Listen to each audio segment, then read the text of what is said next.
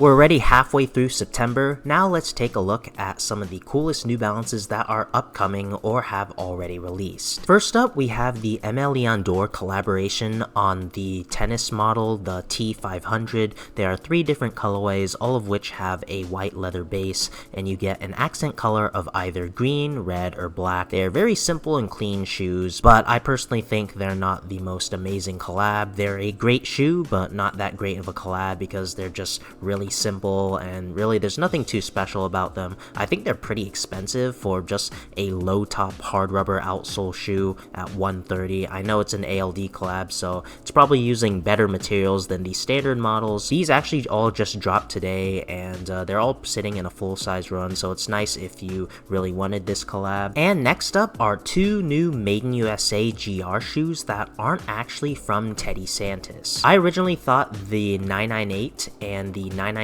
in this white leather colorway were going to be the first 2 shoes from Teddy Santis Season 4, but these actually already dropped on NewBalance.com with no special release. These were not on the launch calendar, and they're not part of the Made in USA seasons, so it's nice to see that New Balance is still making regular Made in USA GRs apart from the Teddy Santis seasons.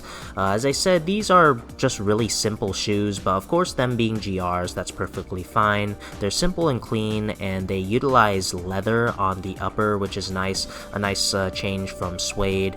They're simple and clean, but I personally aren't going for either of them. I already have plenty of neutral tone shoes, but if you're looking for the 998 or 996 in a simple everyday colorway, I definitely recommend either of these colorways. And next up are 3 shoes that already dropped at the beginning of September, those being the last 3 colorways from Teddy Santis Season 3. You get the 990 V6 in the sulfur and green colorway, the one shoe I personally picked up, stay tuned for that review, the 990 V4 in the white and green colorway, and then the 996 also in the sulfur and green colorway. They're all pretty solid Teddy Santis Made in USA shoes. I personally liked the V6 in the sulfur and green colorway the best. I really like this shade of sulfur yellow and the contrast with the white and green. The V4 colorway is pretty solid, a little too simple, and I already have enough white shoes. And then I personally didn't really care too much for the 996 in this colorway, but they're all still pretty good regardless, and they're all sitting in full-size runs. And then finally, the last shoe I'm going to go over is this new special 991 GR.